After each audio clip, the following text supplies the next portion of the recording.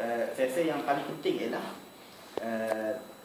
bila kita lihat fahaman liberalisme, dia ada beberapa subset dia yang dah turun. Dalam konteks Malaysia, yang paling panas sekali ialah Islam liberal. So daripada awal saya nak sebut yang saya kenal ramai penggerak dalam Islam liberal. Saya kenal dan berkawan baik dengan orang-orang seperti Lutfi Asyaukani, yang merupakan penggerak utama Islam liberal semasa dia ada di sini. Tapi approach yang kita bawa adalah berbeza dengan Islam liberal, sebab kita tak minat untuk tak minat untuk jadi a rebellious group within the religion. Saya rasa fahaman liberal sebenarnya ialah satu fahaman yang bukan untuk melawan mana-mana agama.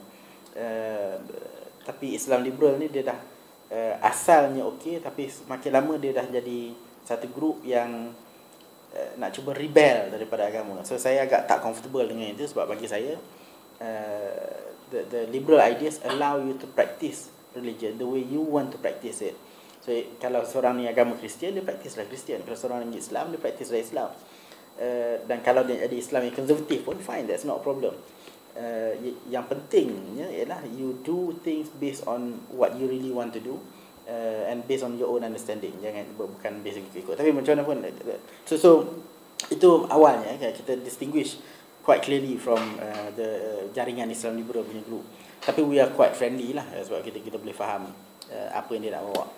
Okay, kalau kita tengok political philosophy, dia ada, kalau tengok spektrum dari kiri ke kanan, ini spektrum ni dia sebenarnya tak berapa tepat lah. Sebab dia ada banyak overlap sebenarnya antara faham-faham ni. Tapi di kiri sekali apa? Biasanya kiri sekali apa? Biasa dengar ke yang okey. Kalau orang kata fahaman sebelah kiri, fahaman sebelah kanan, jadi ada perbezaan dia.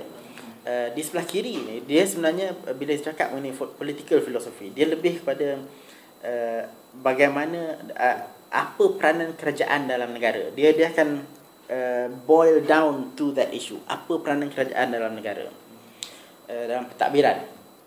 Jadi di sebelah kiri dia kata kerajaan mainkan peranan yang besar.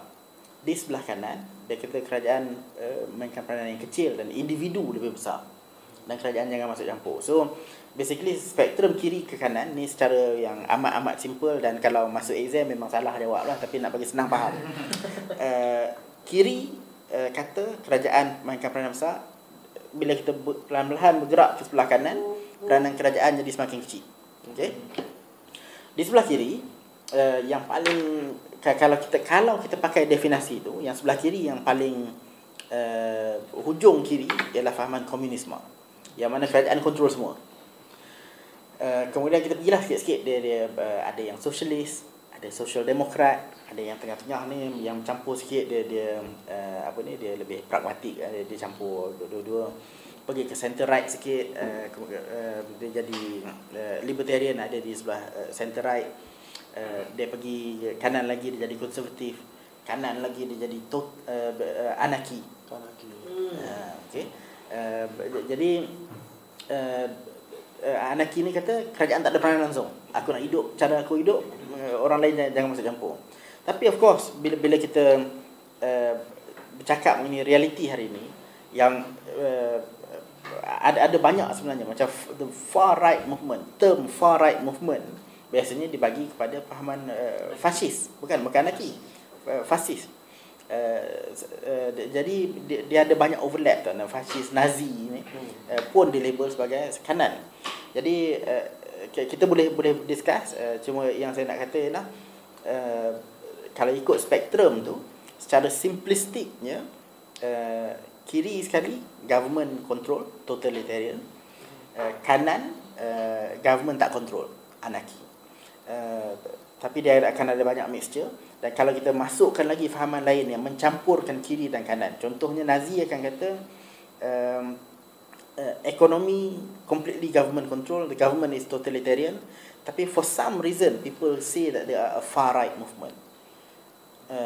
Nampak kan? So ada terminologi ni mungkin boleh diperdebatkan lagi lah. So spektrum ni is too simplistic to explain apa sebenarnya. libertarian berada di center right lebih kurang. Jadi dia kata, libertarian kata, the individual is supreme, tetapi kerajaan ada peranan. Okay, bukannya kata kerajaan tak ada peranan langsung. Sebab itulah bila kita define libertarian ideas, dia akan kata bahawa individual has the liberty. So prinsip yang penting adalah prinsip individual liberty. Tetapi government ada peranan dan it is limited government. Peranan kerajaan ni agak kecil. Sebab tu dia duduk di kanan, tengah, kanan sikit. Okay? Jadi sebelah kanan ni dia kata yang supreme ialah individu, tapi kerajaan ada peranan. Dia tak pergi sampai ke ujung jauh. So itu kedudukan lebih kurang. Ada beberapa term yang penting untuk kita faham untuk definisikan libertarian ideas ni. Antara yang paling penting ialah golongan libertarian dia percaya kepada prinsip non-intervention. Dia berpegang bahawa bila seseorang ada kuasa, sama ada kuasa tu dia jadi bos ke, dia jadi nakib usrah ke, dia jadi presiden persatuan ke, dia jadi kerajaan ke, menteri ke, the principle is non-intervention. Maksudnya dia tidak, libertarian akan kata jangan intervene dalam personal private life of others, melainkan kalau the other person tu start hurting somebody else. Jadi kalau sekiranya kita duduk dua orang, saya ada power kata, power yang saya ada ni tak boleh saya gunakan untuk bagi tahu kata, Nabil, this is what you have to believe in. Kena percaya bahawa air yang paling baik ialah air ni sahaja. Semayang kena cara macam ni sahaja. That is your private life. So I cannot intervene. Melainkan kalau sekiranya dengan within your private sphere tiba-tiba pergi tumbuk orang lain, then someone in authority has to come and act on you because you have intervened into somebody else's private life. Ada one of the famous saying ialah your freedom, your liberty stops where my nose starts. So maksudnya kalau dah mula tumbuk muka orang, then you do not have the freedom to hurt me.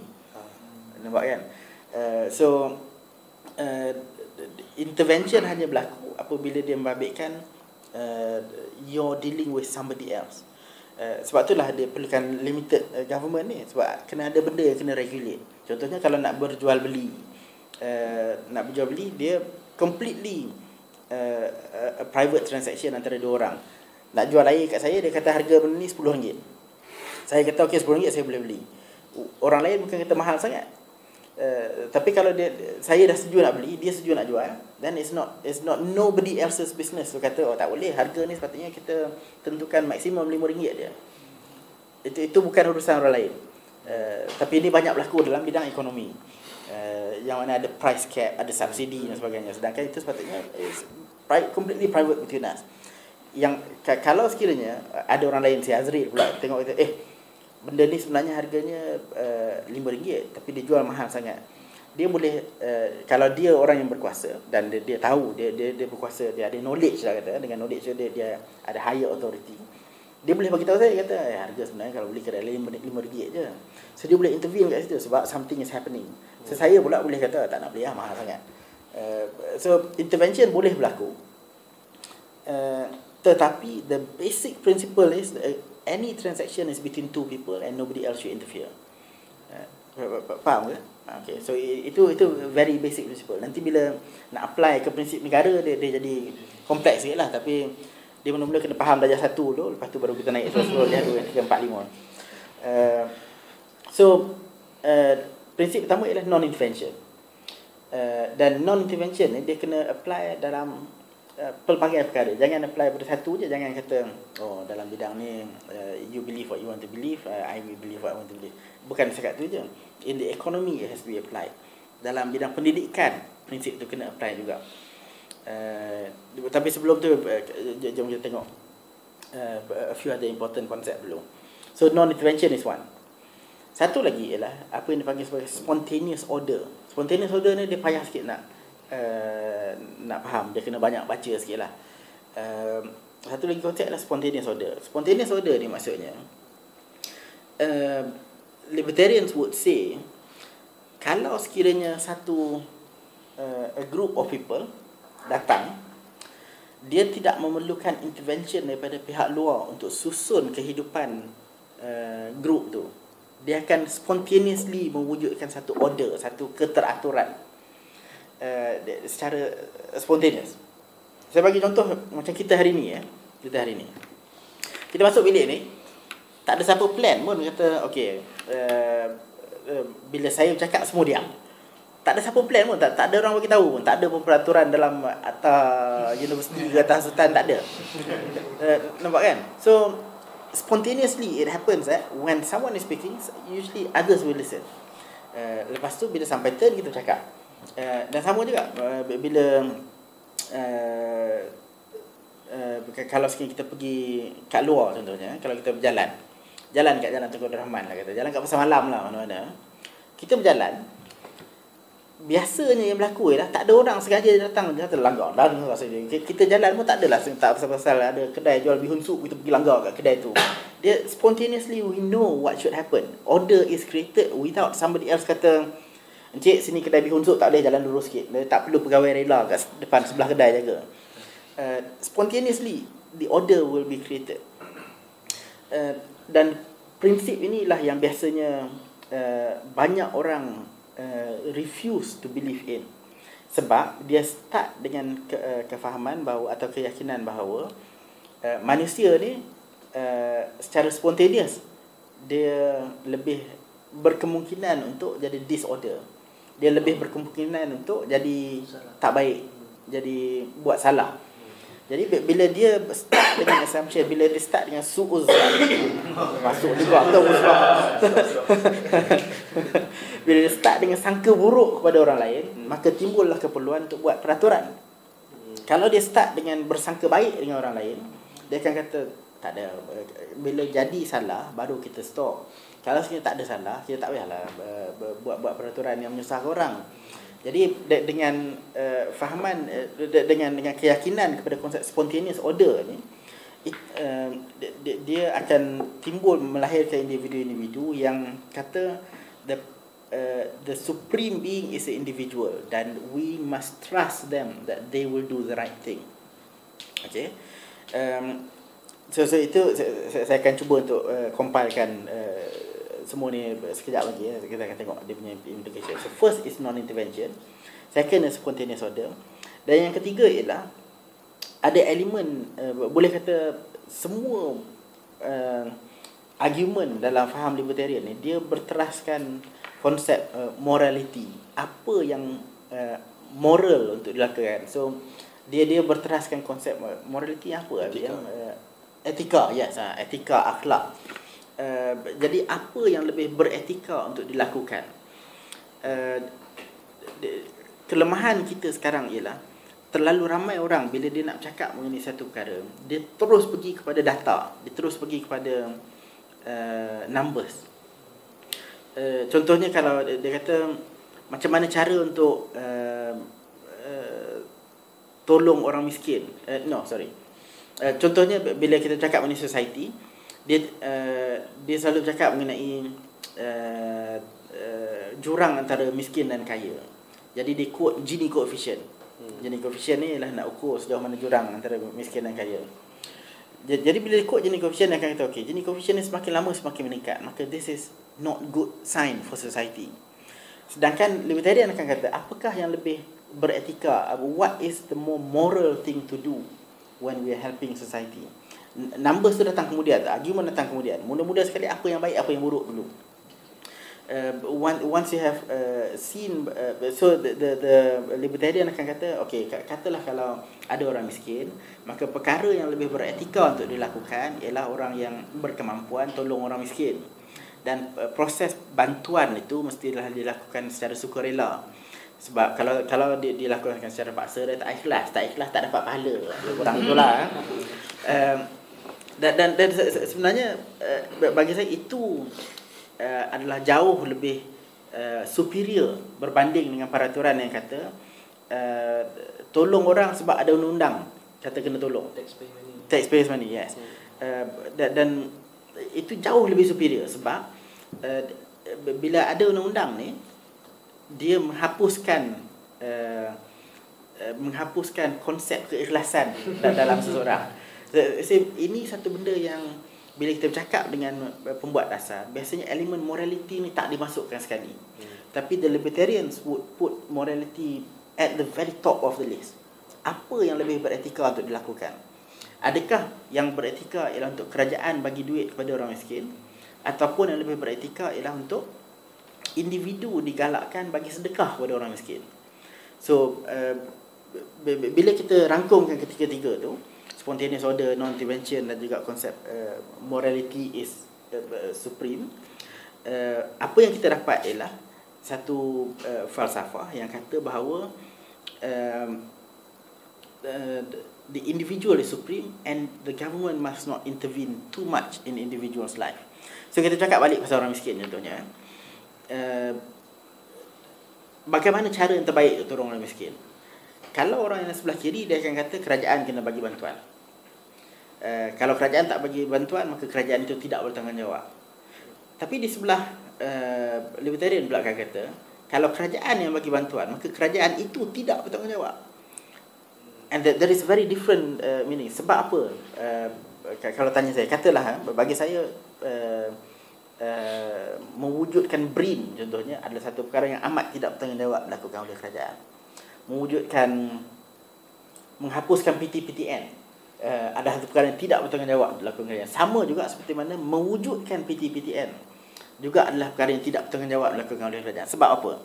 Sebab kerajaan ni adalah satu entiti yang sebenarnya tak ada duit. Bagaimana kerajaan dapat duit? Kerajaan dapat duit melalui cukai. Apa yang dimaksudkan dengan cukai? Ni yang pergi kelas itu, apa ni yang kita buat dalam gelap tu, dari awal ni. Bagaimana kerajaan dapat duit? Dapat duit melalui cukai. Cukai ni apa? Cukai ni ialah pengambil duit daripada rakyat secara paksa. Dan pengambilan apa-apa perkara sekalipun secara paksa adalah tidak bermoral.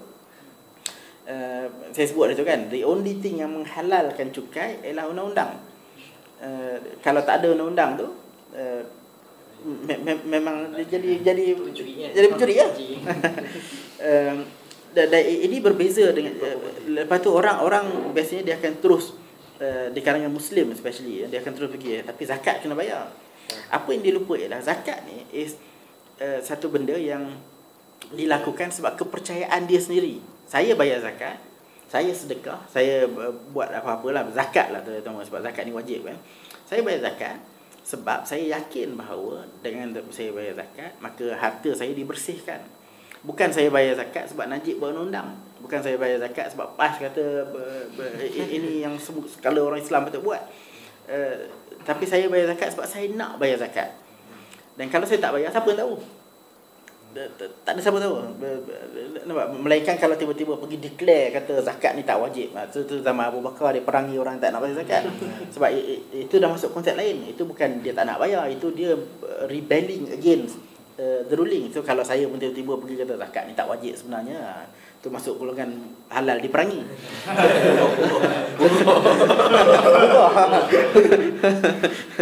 So itu konsep lain. So bagaimana cara untuk menolong orang miskin contohnya?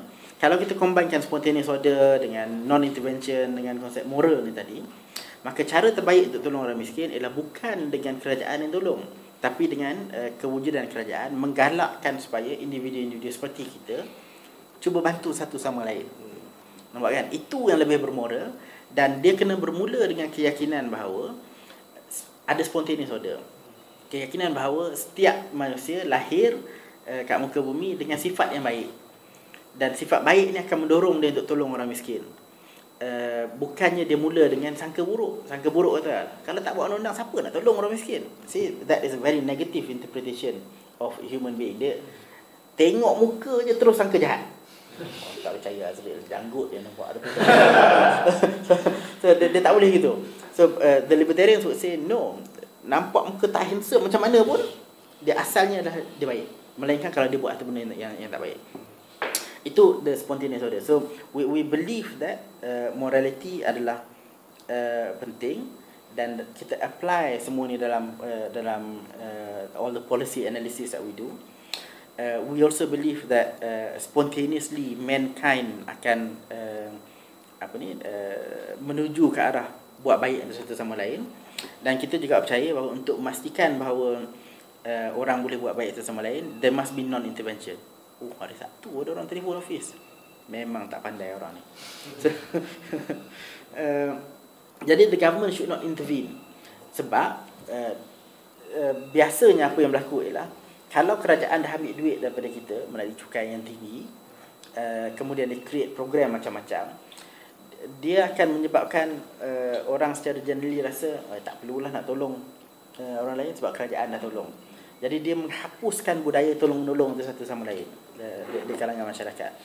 Dan ini ada kajian yang dibuat macam di UK ada satu buku. In fact, saya ada buku kat sini.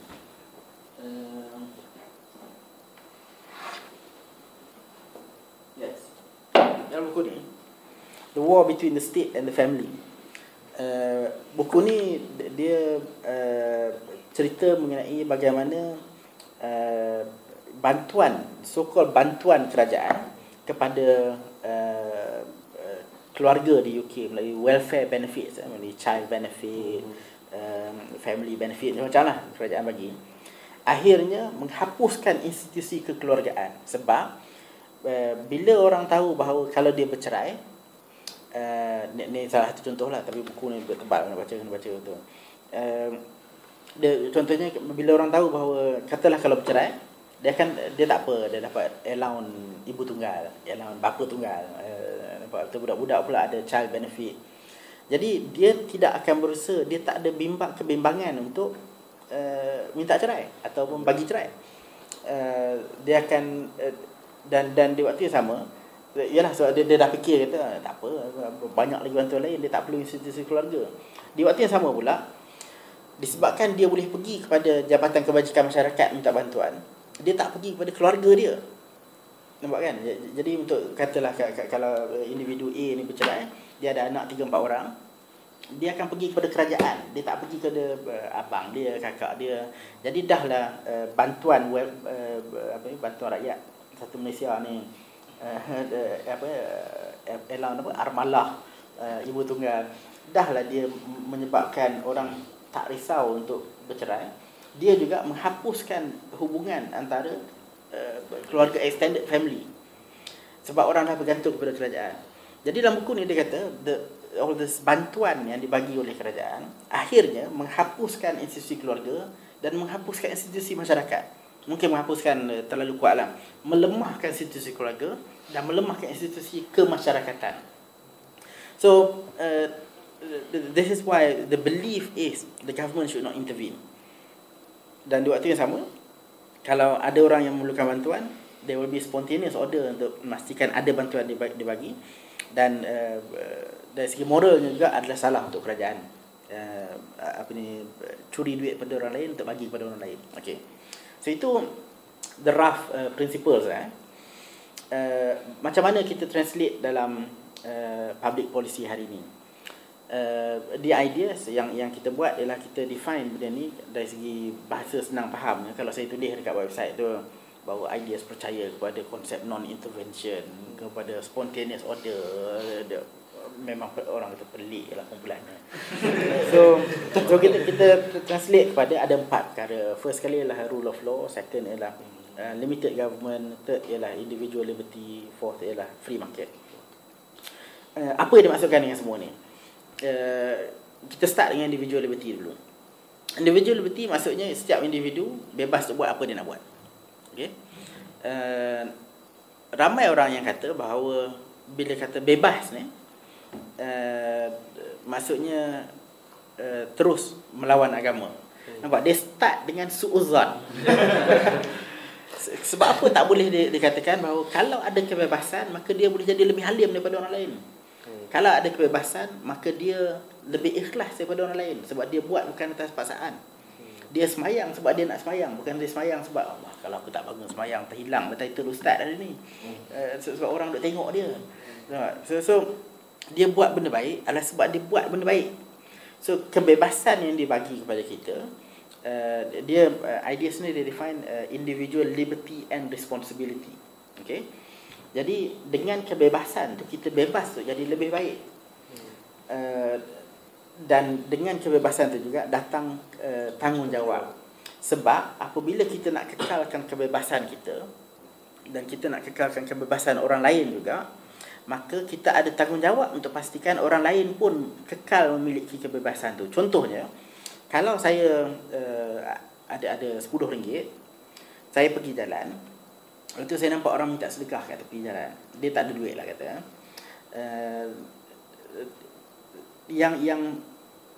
Saya ada kebebasan sama ada saya nak bagi bantuan kepada dia ataupun saya nak jalan terus, tak nak buat apa-apa. What we have to bear in mind ialah dia ni pun sekarang bebas untuk memilih.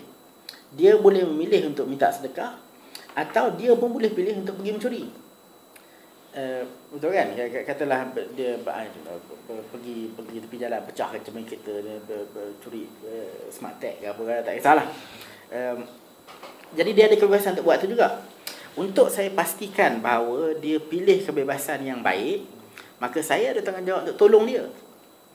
Sebab dengan cara saya bagi dia RM2 kata, RM8 cukup lagi untuk makan kat kedai mamak, saya bagi dia RM2, mungkin kurang sedikit kesusahan dia sehingga menimbulkan keyakinan dalam hati dia sendiri bahawa mencuri dah tak satu benda tak baik.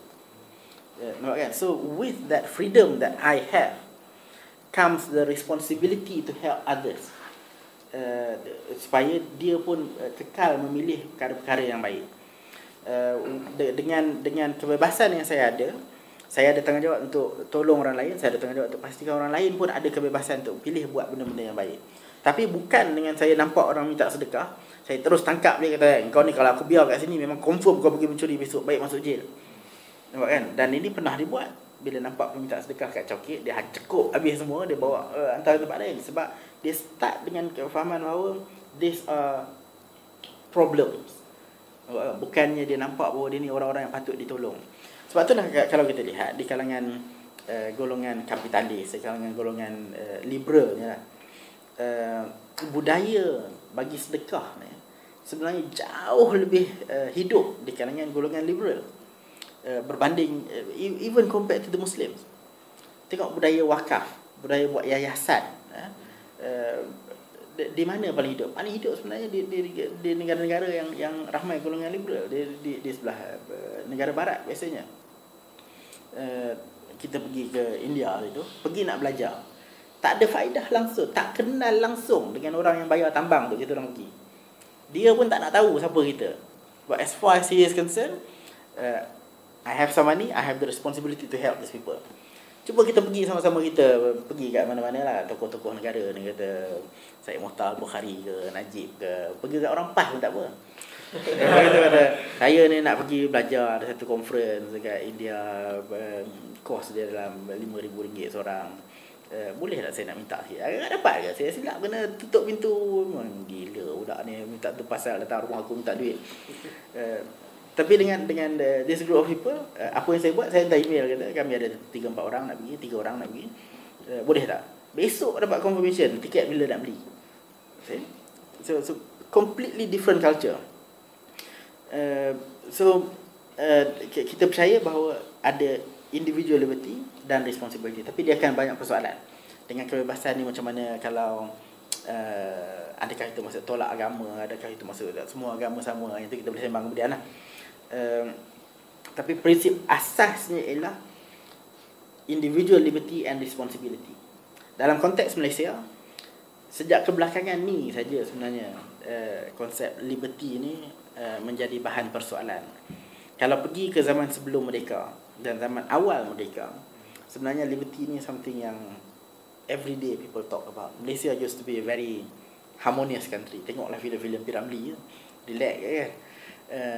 Banding dengan sekarang, tiap-tiap hari ada Isma buat statement. Depressed tengok. Baik tengok cerita P.Ramlee, relax kan. Dah hilang lah cakap saya P.Ramlee, cakap saya semua terus hilang. Jangan sebut Isma ni, hilang. Hilang wahyu. Okay.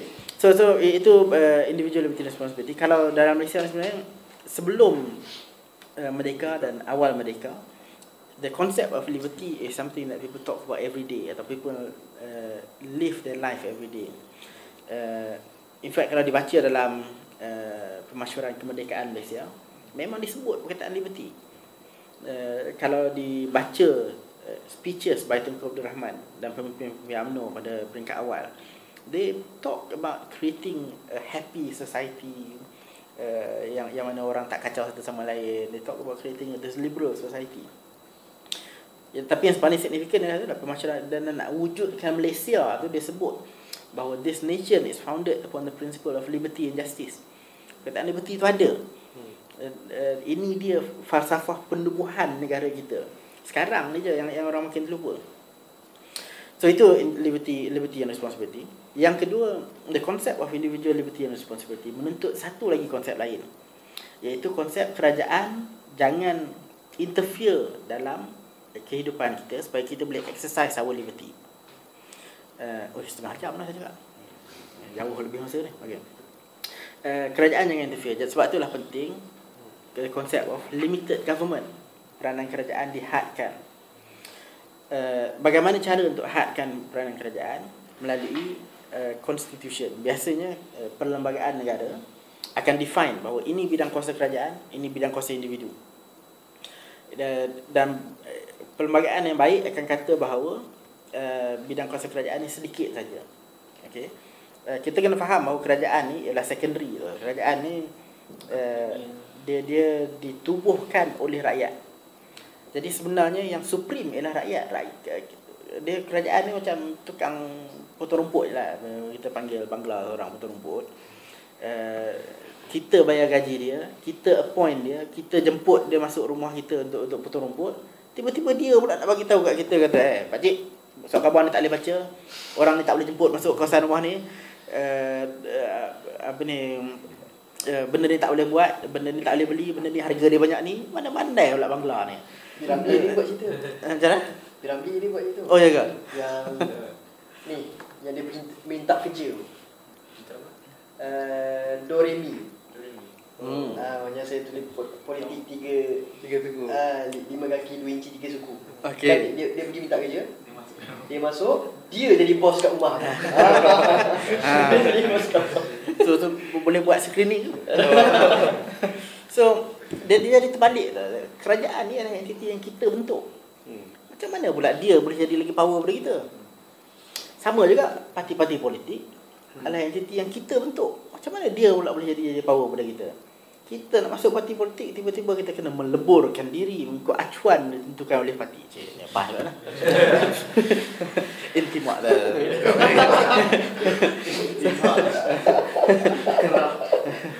So jadi peranan kerajaan perlu dihadkan supaya dia tak interfere dalam kita punya personal liberty. Sebab itulah timbul satu lagi konsep, itu konsep limited government. Peranan kerajaan perlu dihadkan. So individual liberty responsibility menuntut kepada adanya limited government. Limited government ni, untuk memastikan the role of the government really can be limited, dia memerlukan kepada rule of law. Rule of law maksudnya semua orang tertakluk pada satu peraturan. Daripada yang paling tinggi sampai yang paling bawah dalam society tertakluk satu peraturan. Kalau kita baca satu buku nama dia The Libertarian Reader, ada satu buku ditulis oleh David Boaz, nama dia, B-O-A-Z. Ada memang ada semua. Tajuk buku tu lah The Libertarian Reader. Dalam beberapa muka surat pertama buku tu, dia dah tulis kata the concept of rule of law ni dia sebenarnya bermula daripada agama, daripada zaman sebelum wujud perlembagaan ni. Orang dah kata bahawa semua orang tertakluk pada apa yang diturunkan oleh Tuhan lah, kira a higher set of law daripada apa yang ditulis oleh manusia. Jadi sebab tu timbul konsep natural justice, walaupun justice itu tak ditulis dalam mana-mana undang-undang, tapi dia naturally wujud konsep natural justice. Implication ni banyak lah, saya tak minat nak go in great detail. Tapi rule of law ni maksudnya semua orang tertakluk pada undang yang sama. On the one hand kita boleh kata bahawa bila kata law ni dia maksudnya akta-akta dan juga perlembagaan. Tapi on the other hand kita kena ingat bahawa sebenarnya konsep of rule of law ni adalah jauh lebih tinggi daripada itu. Ada yang sehingga membolehkan perlembagaan pun dipersoalkan. Contohnya, ni rakam untuk kegunaan peribadi je. Okay. Contohnya, kalau perlembagaan kata agama rasmi negara ialah Islam. Ni 11, artikel 11 Islam. 11.3 ke 11.4 kata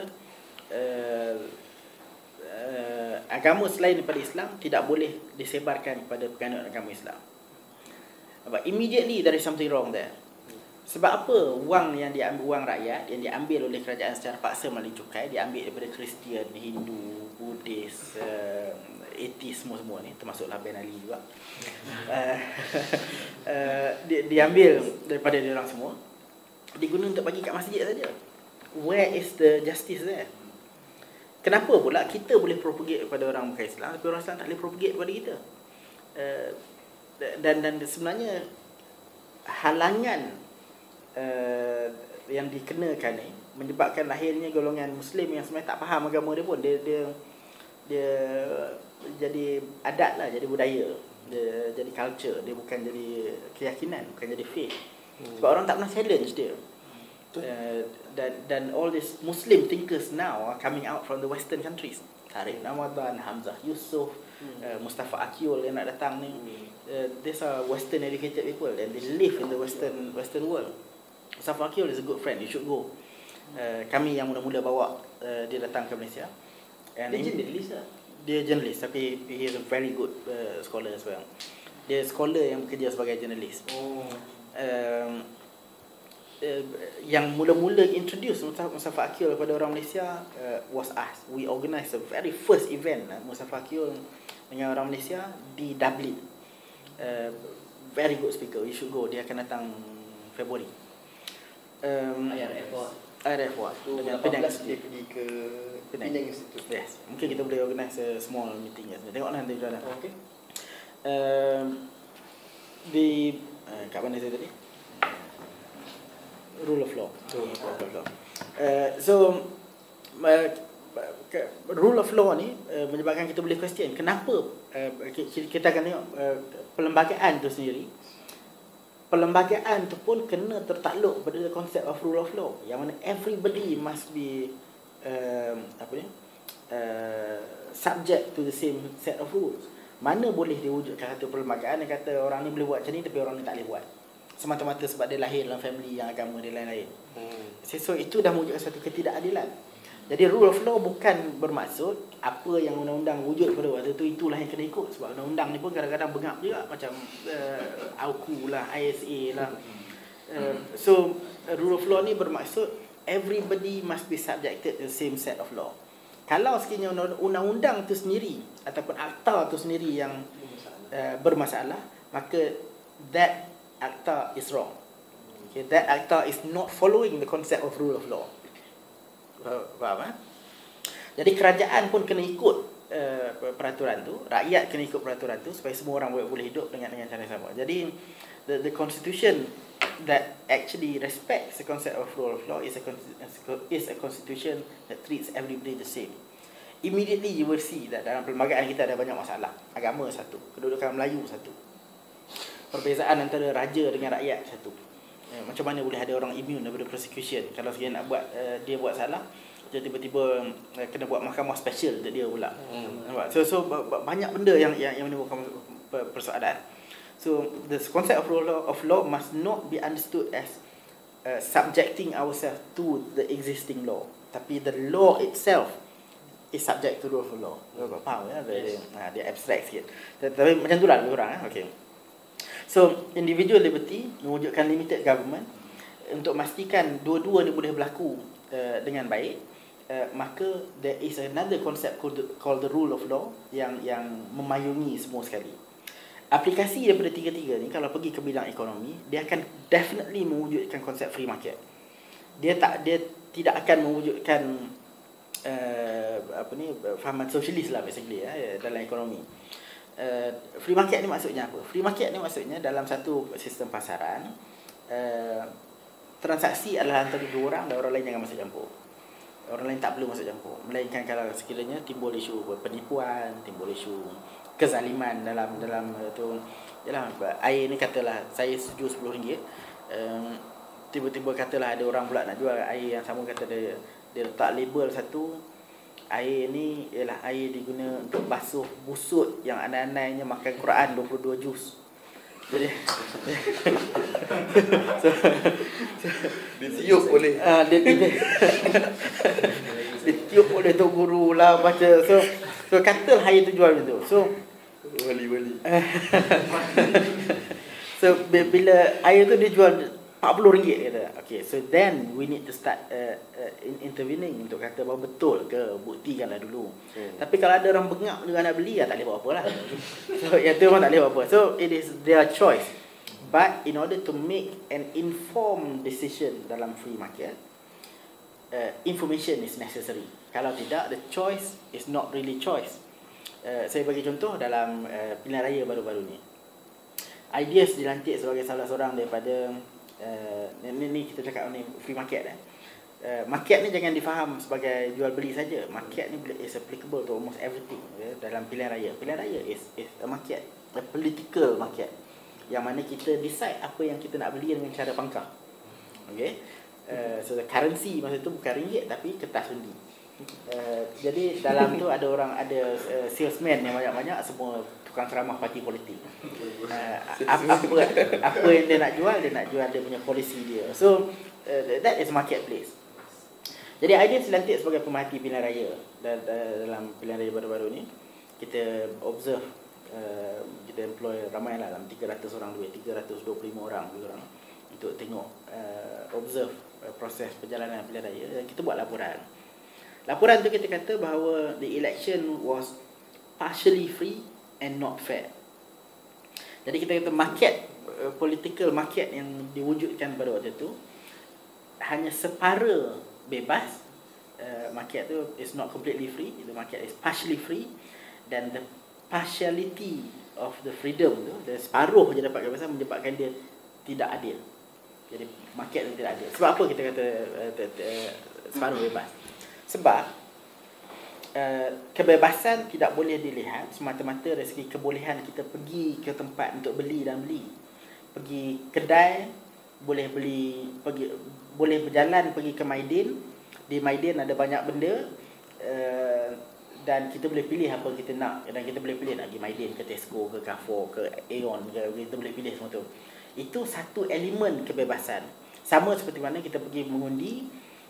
Betul, kita boleh berjalan pergi ke tempat mengundi, boleh berjalan masuk ke bilik mengundi, boleh dapat kertas undi, boleh pangkah apa yang kita nak. Itu satu elemen kebebasan. Tetapi satu lagi elemen penting ialah akses kepada maklumat. Sebab kalau kita boleh pergi semua kedai-kedai ni, tapi sok khabar tiap hari kata bahawa barang Maidin adalah terbaik di muka bumi, anugerah Allah kepada manusia. Barang Maidin inilah yang bagus satu-satunya. Kalau beli barang pada Jusco, beli barang pada Tesco, kita tak pernah beli, buat apa nak beli? Boleh percaya ke barang-barang ni? Habis rosak pada dunia. So sok khabar tiap hari kata tu, masuk RTM 1 kata macam tu, masuk TV3 kata macam tu. Jadi information yang kita dapat tak tepat. Bukan tak tepat, informasi yang dapat tak adil. Untuk membolehkan dia jadi adil, untuk membolehkan pasaran berfungsi secara betul, secara completely free, maka kita kena dapat maklumat tepat mengenai barang Jusco macam mana, barang Carrefour macam mana, sama dengan parti politik, polisi dia macam mana. So access to information is very important. Jadi bila kita buat judgement kita bahawa dia election baru-baru ni partially free and not fair, kita kata yang separuh yang free tu ialah boleh pergi dan boleh pilih. Separuh lagi maklumat tak ada. Jadi dia tak completely free. Jadi bila dia only partially free, confirm market tu tak adil. Market tu tak adil sebab kita tak boleh nak pilih dengan betul. Kita terpengaruh dengan maklumat yang berat sebelah. Jadi tak adil lah election tu. Sama juga dengan sistem pasaran kita. Kalau kita apply dalam bidang-bidang lain, contoh universiti contohnya, universiti. Pilih masuk UPM, pilih masuk United. Mesti UPM tu. UPM dengan United seorang kan. Okey. you did not have a choice. Nampak kan? Kemasukan ke universiti ditentukan oleh kementerian. Tahu macam mana cara dia decide masuklah ke universiti masuk ke UPM atau ke Unitel. Betul-betul kan. So you did not have a choice. Jadi tidak ada pasaran dalam sistem pendidikan. Dan bila masuk situ bukan saja kena masuk ke universiti tu, kos pun tak ada pilihan. Nampak kan? So pasaran, kalau nak mewujudkan pasaran, kalau betul-betul kita nak respect the concept of rule of law, kita betul nak respect individual liberty, betul-betul nak respect the concept of limited government, maka kemasukan ke universiti contohnya mesti berteraskan konsep free market, yang mana kita yang pilih apa kita nak buat. Di negara lain, apa yang kerajaan buat ialah kerajaan bagi peruntukan kepada kita, ataupun kerajaan tak charge yuran yang kepada student. Kata okey, nak masuk ke universiti mana, apply sendirilah, tapi yuran tak payah bayar. Okay. Dululah kalau kat UK dulu yuran the most of universities tak ada yuran. Sekarang ni dah ada yuran sikit lah sebab dia tak mampu nak subsidize. Tapi you choose which university you want to go to, you choose what course you want to do. Nampak kan? So the choice is yours. Dan untuk memastikan bahawa you make the right choice, daripada sekolah lagi dia dah buat counselling lah, dia dah buat dia bagi brochure lah, bagi leaflet lah. Saya masa kat A-level sampai pening kepala nak pilih universiti mana, tapi lah tak boleh pilih punya sebab JPA dah decide berdasar kena buat medik, kena pergi Liverpool. So tak ada pilihan. Tapi orang lain di sekolah saya masa saya pergi A-level di UK, they had the choice. So itu kalau kita apply konsep free market, dan tiga prinsipal lain dalam pemilihan universiti sama juga dengan sekolah. Sekolah kita sekarang ni saya nak tunjuk aplikasi dia, aplikasi konsep free market bukan dalam ekonomi saja. Kalau kita nak apply konsep free market dalam bidang sekolah, dalam perjalanan sekolah kat Malaysia. Sekolah sekarang, kalau pergi sekolah dulu, ada pilihan? Tak ada pilihan langsung. Sekolah paling dekat kat rumah, itulah sekolah kita. Betul kan? Dan kalau nak tukar sekolah, buat rayuan kepada Jabatan Pelajaran Negeri. Sebab memang tak ada pilihan. Tapi dalam sistem free market, apa yang kerajaan akan buat? Kalau dia nak bagi pendidikan yang free, apa dia akan buat ialah dia akan kata okey, setiap budak-budak yang lahir kat negara ni, bila dia sampai umur 7 tahun, maka kos untuk pergi ke sekolah ialah katalah RM10,000 seorang. Actually sekarang ni kos setiap seorang untuk pergi sekolah ialah RM9,800 something ringgit. Itu kos per child lah.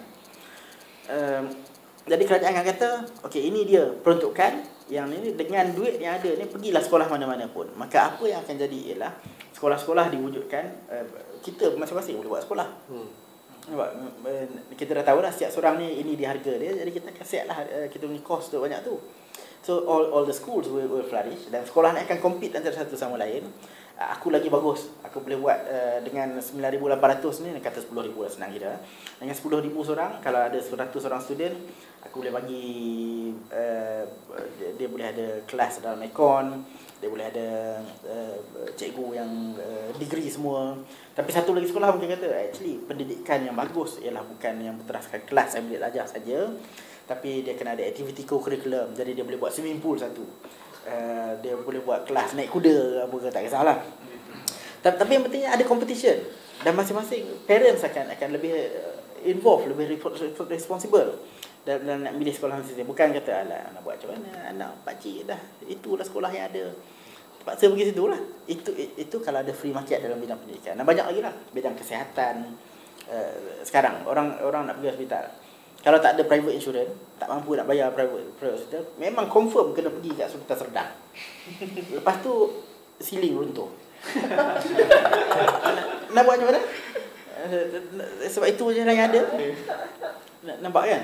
So the concept of free market, rule of law, limited government, individual liberty ni sebenarnya applicable to so many different areas.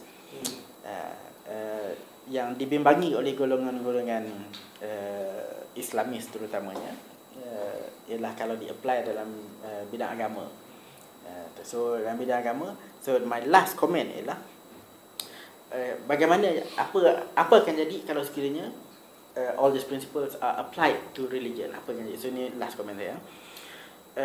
Katalah kalau kita apply prinsipal ni kepada agama, saya punya keyakinan ialah, and you can listen more to Mustafa Akyul if you go to his lecture.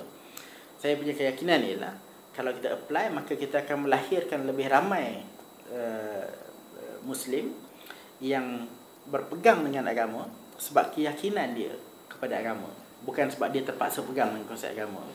And you will actually produce Muslims who are better informed. Sebab in order for him to, saya bagi contoh kita sekarang ikut mazhab Syafi'i. Sebab apa ikut Syafi'i? Sebab itu je yang ada kat area kita. Nampak kan? Sedangkan di zaman kegemilangan Islam, dan anak-anak murid tok guru, tok syekh semua ni, they were competing with each other to produce the more practical fit for society in that time. Sebab itulah lahirnya sekolah yang pelbagai. Dan kemudian they were competing with each other. Betul lah, dia competition tu pula kadang-kadang sampai bunuh-bunuh orang perang semua, tapi yang tu cerita lain. Tu dah jadi ekstrim. Tu dah tak ada. Itu tidak menghormati individual liberty. Tetapi yang pentingnya, competition between the schools melahirkan the golden age of Islam. Sekarang ni kita belum apa-apa dah kena ikut Syafi'i.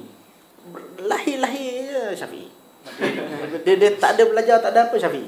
So jadi akibatnya it becomes so difficult. Contohnya kalau dalam mazhab Maliki contohnya, amat senang untuk kita deal dengan isu solat, sebab dia Imam Malik was a traveller. Jadi saya sampai sekarang kalau masuk isu solat, contohnya isu jamak dan qasar, saya lebih comfortable dengan Maliki, tapi saya tak belajar di sini, saya belajar masa kat UK. Kalau dalam bidang masuk muamalat, dalam bidang ekonomi contohnya, I'm more comfortable with Hanafi sebab Imam Abu Hanifah was a businessman. Syafi'i ni agak strict sebenarnya. Tapi kita tak boleh nak explore benda tu. Kalau sekiranya ada konsep individual responsibility dalam agama, we will learn the different schools and we will become better informed Muslims dalam bidang ni. Pintu ijtihad tidak pernah tertutup. Tapi sebab apa? Sampai daripada dulu sampai sekarang kita kata inilah hukum hudud. Macam mana pula 600 tahun lepas Rasulullah meninggal, Rasulullah wafat, Tok Syekh pada zaman tu boleh define apa benda maksudkan hukum hudud. Tapi 600 tahun selepas tu lagi tak boleh dah buat. Apa istimewanya Imam Syafi'i? Apa istimewanya Imam Malik? Istimewanya dia belajar. Untuk kita jadi sebagus dia orang, kita kena belajar, tapi kita tak dihalang daripada belajar. So my belief is kalau kita apply konsep ni, kita akan jadi individu Muslim yang jauh lebih bertanggungjawab. Dan kalau kita betul-betul nak bawa lah konsep agama ni, saya punya argument juga ialah kalau kita apply all this principle, bukan saja bertanggungjawab, bukan saja lebih berilmu, tapi kita akan jadi Muslim yang jauh lebih ikhlas daripada Muslim yang ikut-ikut. Sebab yalah, contoh paling senang lah, saya office kat sini solat, kalau saya tak sembahyang, siapa tahu? Tak ada siapa tahu. Saya boleh kata tak apa, saya nak keluar saja, tapi saya pergi makan, saya beritahu orang kata saya pergi solat, surau kat belakang je. Saya rasa dalam banyak-banyak organisasi liberal kat muka bumi ni, idea satu je kot, office ada surau ni.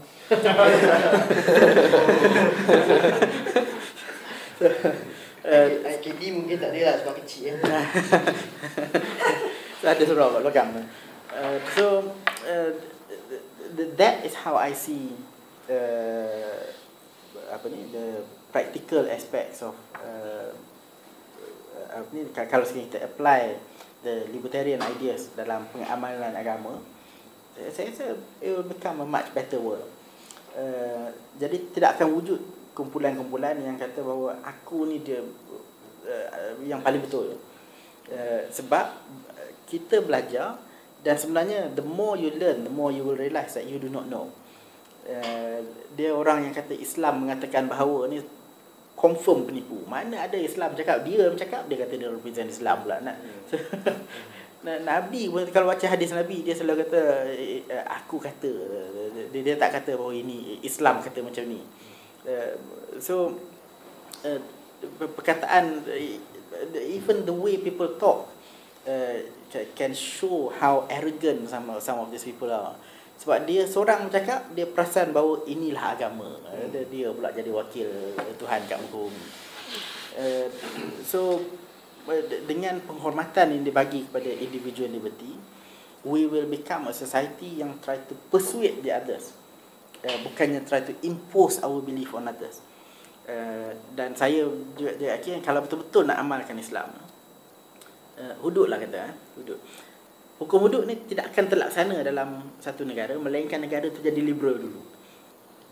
Sebab only in a liberal society we can respect or we can acknowledge the possibility of creating different sets of law. Kita percaya pada individual liberty. So katalah satu kumpulan ni dia nak amalkan hudud. Jadi sistem liberal kata to solve that problem, mungkin ada orang kat satu tempat ni dia nak amalkan hudud, satu tempat lain tak nak. Jadi within the liberal system dia wujudkan sistem persekutuan, federalism. Negeri-negeri boleh. Jadi bagi saya kalau Kelantan dah introduce dalam manifesto dia nak buat hudud, lepas tu dia menang, rakyat situ memang nak hudud. So kena bagi buat lah. Nampak settle. Kalau sekiranya lepas tu UMNO pula kata dia tak nak buat hudud, dalam manifesto tulis kata kami akan abolish hudud. Lepas tu kalau orang undi dia, abolish lah. Sebab itu yang ni. Tapi masalahnya golongan Islamis ni dia nak supaya kalau buat di semua tempat. Tapi sekarang ni okey lah, lepas sembang-sembang sikit dengan beberapa orang golongan Erdogan dalam PAS ni. dia dah mula timbul. Saya dah lama dah, 4-5 tahun dah saya duk kata jangan fokus kepada hudud di peringkat persekutuan, fokus pada hudud di peringkat negeri, sebab sistem kita ada macam tu. So that is what you should be campaigning for. So okey sikit lah, boleh diterima sikit. So itulah lebih kurang. Okay, settle. Done, my slot. Okay, jom lah. Tembak, apa dia?